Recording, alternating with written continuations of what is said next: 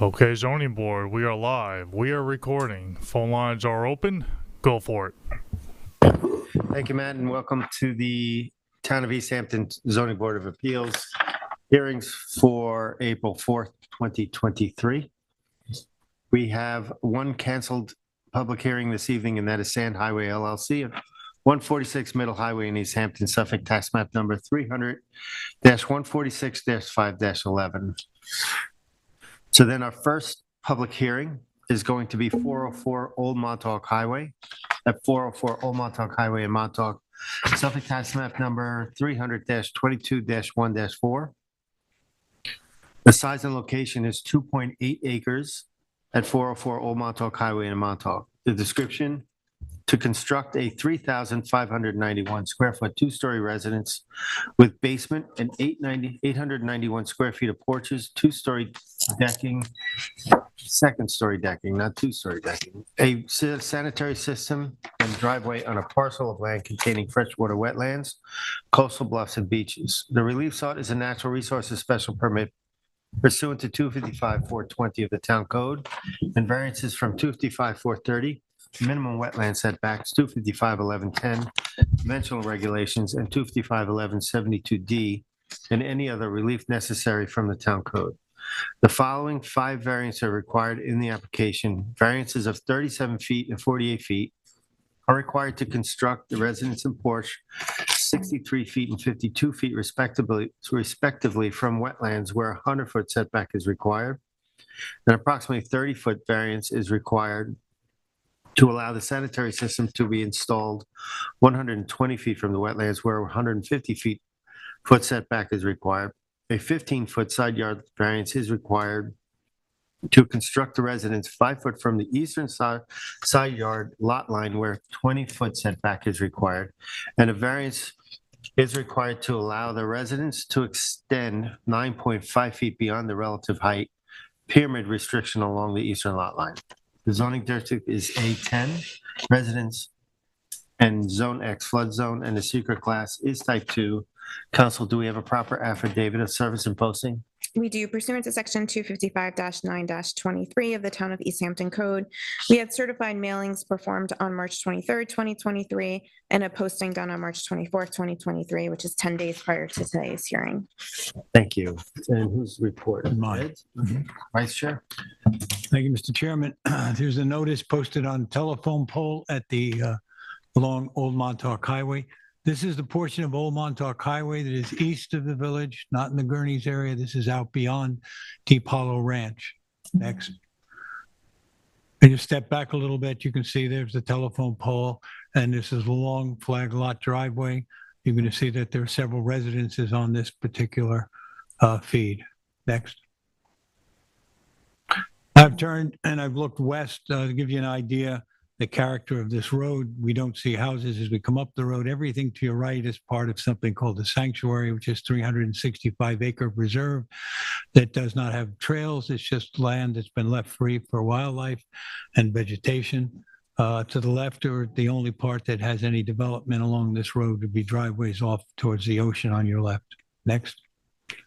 I've turned and looked to my left as I'm looking, and again to the left is the sanctuary. To the right would be the only developable land here.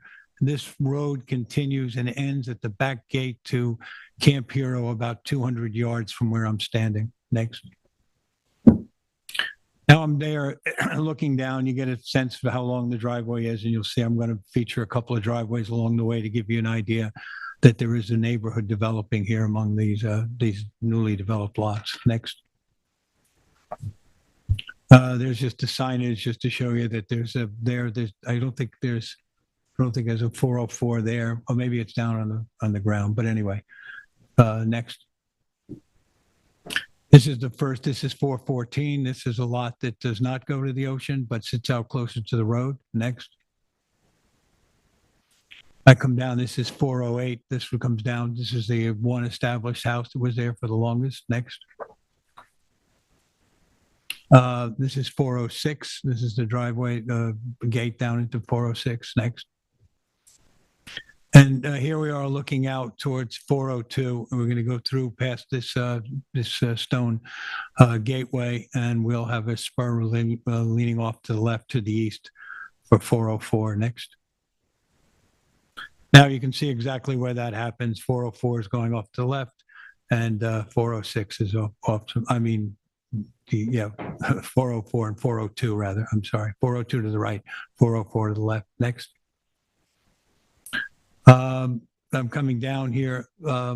This is the gate that goes out to 402. Just to show you, there's a bridge here that I'm going to go walk out to at some point here and take a couple of photos.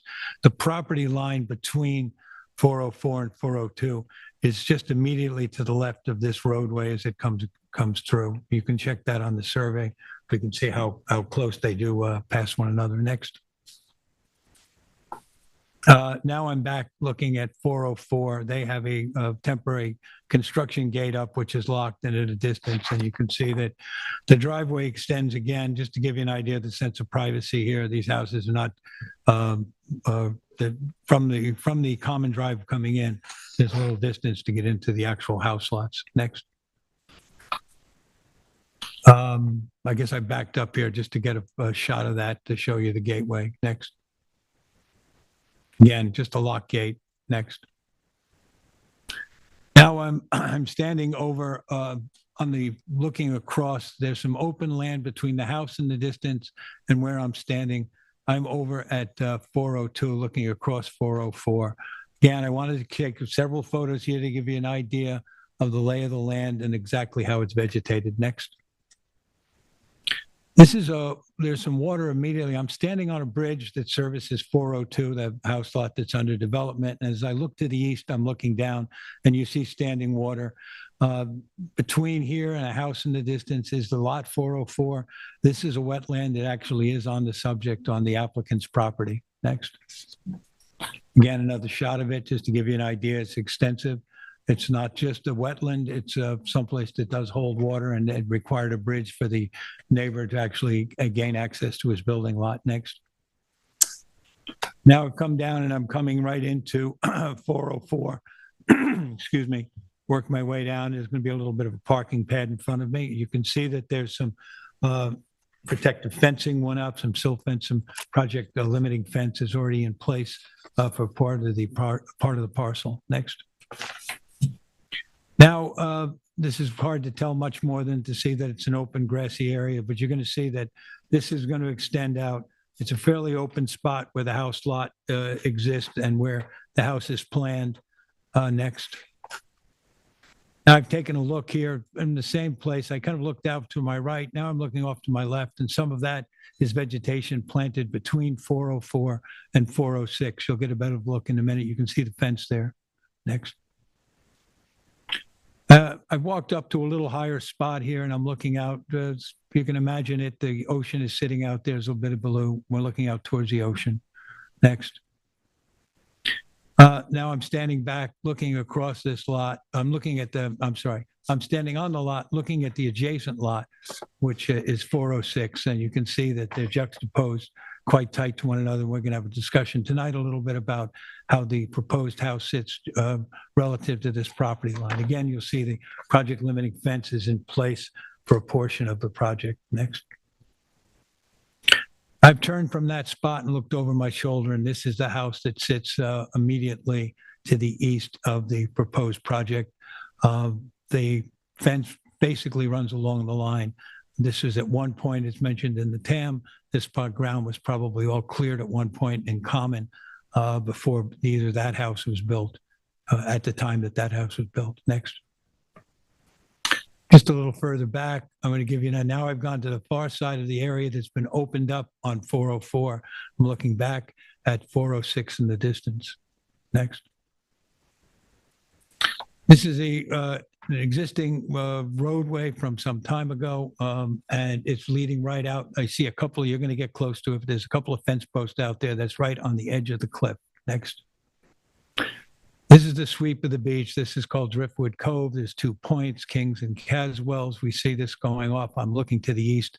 You can see a house that's a couple of parcels away. That's the chimney sitting up there. And We're about 60 feet above, the topo says, and that seems accurate when you're there. Next. I've looked to the west, and of course, this is that point that the cove ends at this point and then spins off to the other side. You can see that the erosion rate, which was mentioned in here, is fairly stable compared to some other areas, between 1 and 3 feet a year. Next. Just looking straight down to give you an idea of the depth. There's the rocks down in there. This is immediately above a spot that is a bit of a legendary surfing spot referred to as the ranch. Next. Again, just back again, you can see that there's a sweep of this long cove, and it's quite a beautiful spot, obviously. Next. This is back from the parcel. I'm just back on this land, looking down, back towards the west here. I just wanted to walk around and show you that there is a fairly large open area. There's a bit of a mound in front of me there, so that I'm sitting up on slightly higher ground, and it drops off as we go to the west. Next. Again, just another one to give. I just wanted to do a sweep of the parcel, give you an idea what we look like next. And again, back to the house that's immediately, now you can see that there's some hedges been planted or some vegetation that'll eventually provide screening, but there is, with the property there, and I'm standing at approximately the proposed house site, the house site. So next. At the end of it? Okay, thank you. Thank you, Ed. Do we have the applicant here? Hi, Rich, how are you?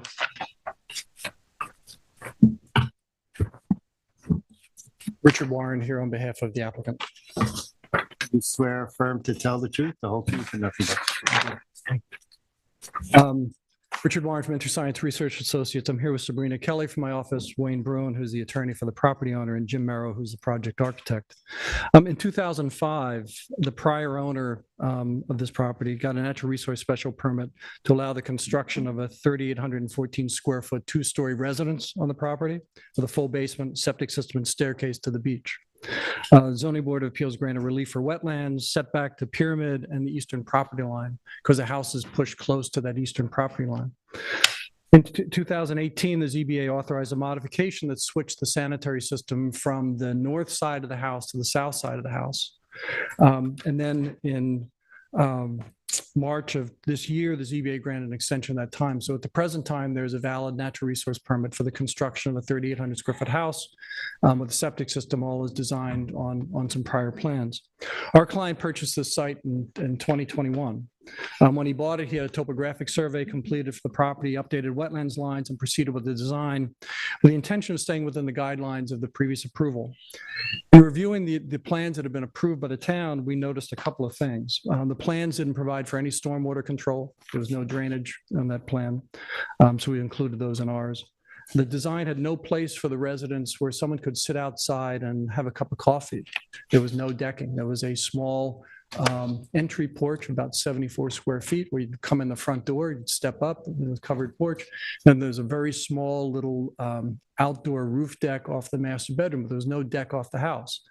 The driveway design that was approved on this plan required you to back up some 600 feet in order to make a turn, because the driveway just came straight in and went right into the garage. There was no turnaround. There's no place to turn around a car. And so you'd have to back up that long driveway that you just saw the photographs of to get all the way up to the driveway of 406 to be able to turn your car around. We also found that the pyramid drawings that were included in the architectural drawings that were provided didn't seem to match the floor plans of the architectural drawings that were approved there as well. It omitted the chimney that was on the side of the house, although that can exceed the height and can exceed the pyramid. But also there was a dormer on the eastern side of the house that was not shown on that drawing. So when the board granted the relief for 9.5 feet above the pyramid line, the drawings that you had actually didn't show a dormer on there, even though it was shown on the floor plans. And the floor plans actually showed the roof lines. So it was actually in the plans, and it was actually in the plans that the town building inspector issued a building permit for this house. So when our client bought it, there was a building permit for the house that showed a dormer that was actually beyond the pyramid line as well. When we got this project from the current owner and met with Jim Merrill and his team to redesign it, we gave him a bunch of parameters. The client actually had a bunch of parameters that he wanted to actually keep with this project. The house wasn't going to be any bigger than what was approved before. We're not making this house any bigger. The design needed to provide some sort of decking or covered space for him to sit, so he's not sitting out here in the grass where, you know, there's ticks in Montauk. You know, we want to make sure that the setback, the property line was maintained, that the pyramid should be no greater than what was granted before. The wetlands and bluff setbacks would be maintained or improved as best we could, and then provide some sort of adequate turnaround so you could get into the house with a garage, and then also be able to turn your vehicle around without having to back up 500 or 600 feet. We want to minimize the site disturbance, provide drainage control, because we know that's something that you require for natural resource special permits, and then include IA technology with the septic system for the site. So he put together the team, Jim Merrill, the architect who designed the home that you have the plans for, Aris Design, who developed the stormwater and drainage and grading plan, Jim Grimes, who did the landscape plan for the original application. We brought him back in because he does native landscape work in Montauk, and so we did a further restoration plan, and Steve Maresca, who did the sanitary plans. So when we, so the plans we have currently before you have a house square footage of 3,593 square feet with a second floor, first and second floor, and then a 1,606 square foot basement. That was approved, and the proposed house is 3,591, so it's just smaller. It's the same, but it's just smaller than what had been approved. The current design that was designed by the architect takes the two floors and shifts them a little bit so we can provide some decking and some covered space. So we don't have decks that are expanding beyond, and when they designed the house, they shrunk the length of it. So if you're looking the east to west length, we shrunk it a little that way and pushed it a little bit north-south so this way we could maintain the setbacks. But generally, it's a very compact house that works. We didn't exceed any of the wetland setbacks. The driveway is designed, as you can see up here. There's a driveway that you can actually pull in and park, go in. The garage is now at a lower level, going down into the 1,600 square foot basement, where before it was on the first floor. And there's a turnaround, and we submitted to you on Friday of this past week a slight revision to the driveway. We made the parking area smaller because the New York State DEC asked us to make it a little bit smaller. So there's a revision that we gave to you on Friday, because we had just gotten the comments from the state last week on Wednesday. We have a drainage plan that captures between 3 and 4 inches of rainfall, 4 inches in the driveway area, 3 inches in the other areas, which was not included in the prior plan. We reduced the clearing on the site, which originally was 21,211 square feet to 14,434 square feet. So we have more native landscaping on this property when we're done. The IA system that is on the seaward side of the house, we increased the setback from the wetlands from 113 feet to 121 feet. So we tried to do everything we can to make this project, fit within the box of what happened. We maintained the same side yard setback to the neighboring property, which was 5 feet. The house was pushed over there in the original variance. And then you, again, granted the pyramid relief. And when the architect computed the volumes, the cubic feet of the volume of the encroachment, the original house had 6,732 cubic feet, and we've reduced that to 4,244 cubic feet. So we've actually reduced the volume that's encroaching in the pyramid. I know the town doesn't look at it in terms of cubic feet, but just so you know, the amount that's actually encroaching in there is actually smaller than what was there before. We got today, early today, we got a letter from Rick Whalen, who's representing the neighbor at 406. Who raised 2 issues, and we've been scrambling today to try to address those issues. The 2 issues that he raised, I'm sure he's here, so he'll speak, but the issues that we have come here to talk a little bit about are ensuring the plans comply with the previously issued pyramid variance. And you can see here, these are the drawings that were submitted to you. The top one is the approved house, the bottom was the proposed house. And it was a little hard for us to kind of figure out what happened with that decision, because the decision that you had rendered, while it recognized a distance, you approved a set of plans, floor plans and elevations, and approved the line on there. But there also, if I can just walk over here, right here, there's a dormer that was approved in the plans, and there's a chimney right here. So if you actually look at the floor plans, you'll see that there was a dormer that pushed out there, which was the master bedroom for the house. So these are the plans that was approved in 2005? That top one is the image of the plan that was approved in 2005. But See, But in the floor plans, it showed the room and it showed the roof lines, but in the drawing that they put here for the pyramid line, they didn't put the dormer in for some reason. I'm not quite sure why. In any case, so that was one of the questions. Another question was measuring the topography along the property line from which pyramid is measured. So we met with Jim Merrill this afternoon and other members of the project team. And we looked at the plan, and the intention is to make sure that the plan at the bottom complies with your 9.5 feet. There will be, we're going to redesign the roof line at the end, which can be done by putting a hip at this end. So this way it will meet the line side from the variance that was issued before. So we're going to be coming back to you with a revised plan that, but he believes that can be done without much difficulties. This way we will stay underneath the line of the roof line that had been approved before. We also looked at the topography issue, and I spoke with Dave Saskus, and who is our surveyor for the property. And we actually looked at the survey from 2005, and there is a difference in topography. It appears to us as you look at the aerial photographs, and I brought some here for you to look, and I think Brian has some as well. But I apologize for having these last minute, but I only got the letter today. This is today. This is what it looks like today. Our site is right in here. This is 402. This is 402. This is 406. Our building site is right in here. Driveway coming down that you saw in the photographs that were taken from that area. And this is where you'd have to back up to turn around with the plan that had been approved.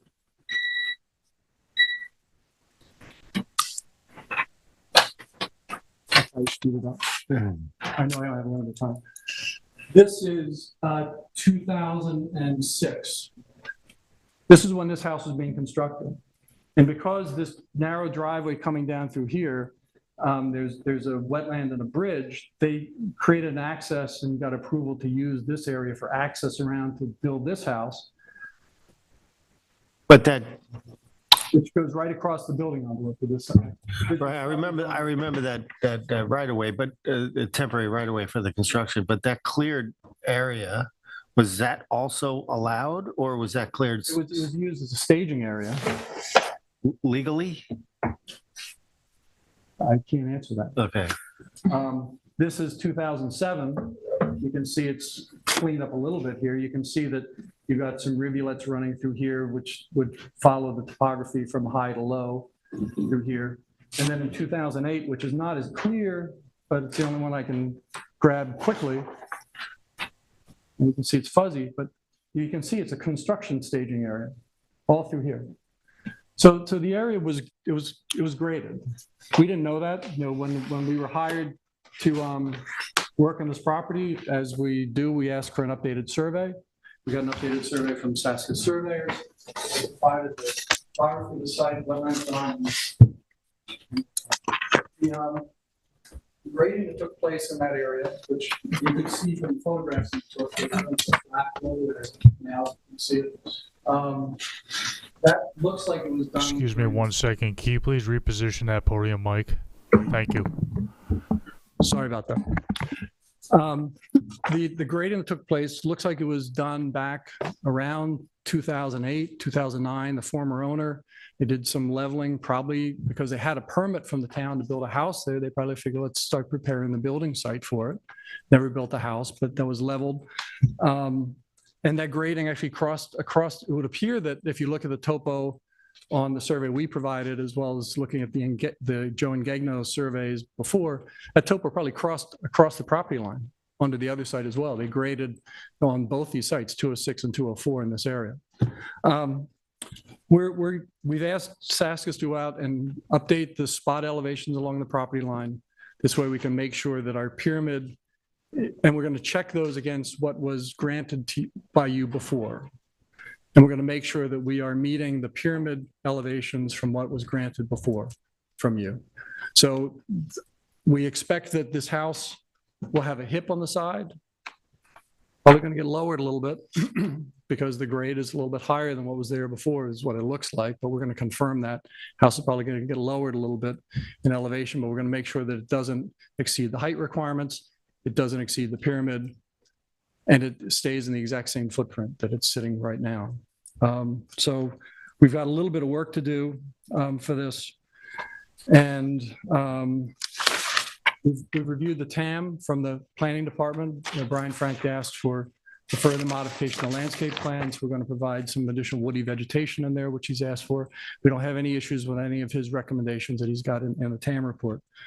So I think it's subject to us getting back to you with this revised grading plan and the roof plan. I think we have met the tenets of what had been approved before. House is the same size, slightly smaller. We've improved the wetland setbacks a little bit. We've reduced the clearing. We've improved the bluff setback for the sanitary. So we've worked really hard, and I think it's, it's a testament to the team that worked on this to try to stay within the boundaries of what you had approved last time. We got to come back with a landscape plan, architectural plans, an updated survey, and grading and drainage plans by Aris Design to make sure we can demonstrate to you that we comply with what you had approved before. But I would suggest you just take a look at the plans that were approved back in 2005, because you'll see that someone, the architect, missed putting some of the elements of this house that were necessary because it was part of the master bedroom on the plans, but it was there. So, but we're not asking for relief for that. We're gonna come back and stay within the variance that was issued and is currently valid on this property. Okay. Anybody have any questions? You're going to give us a new survey, and we're going to have some elevations in there.